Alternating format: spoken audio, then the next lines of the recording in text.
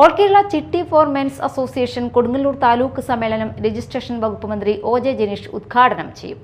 June 27 ഉച്ചയ്ക്ക് 2 മണിക്ക് കൊടുങ്ങല്ലൂർ പണിക്കേഴ്സ് ഹാളിൽ നടക്കുന്ന സമ്മേളനത്തിൽ അസോസിയേഷൻ സംസ്ഥാന താലൂക്ക് നേതാക്കൾ പങ്കെടുക്കും. സമ്മേളനത്തിന്റെ ഭാഗമായുള്ള സംഘാടക സമിതി രൂപീകരണ യോഗത്തിൽ എം.എസ്. വിനയകുമാർ, ഷാജി, സലിൻ നാലുമാക്കൽ, ബാബു തൈവാരത്ത്, തങ്കരാജ് ആനപ്പുഴ, ടി.എസ്. സജീവൻ, ഹർഷകുമാർ തുടങ്ങിയവർ സംസാരിച്ചു. തുടർന്ന് 51 അംഗ സംഘാടക സമിതി രൂപീകരിച്ചു.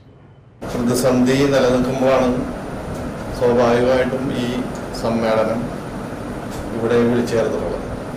ഈ സമ്മേളനത്തോടനുബന്ധിച്ച് കൊടുങ്ങല്ലൂർ MLA-യും കേരളത്തിൻ്റെ രജിസ്ട്രേഷൻ വകുപ്പ് മന്ത്രിയുമായിട്ടുള്ള പ്രിയപ്പെട്ട ശ്രീ ഒ.ജെ. ജനീഷിന് വിപുലമായൊരു സ്വീകരണവും ഈ സമ്മേളനത്തിനോടനുബന്ധിച്ച് സംഘടിപ്പിച്ചിട്ടുണ്ട്. അതിൻ്റെ സംഘാടക സമിതിയാണ് ഇന്ന് വിളിച്ചേർത്തിട്ടുള്ളത്.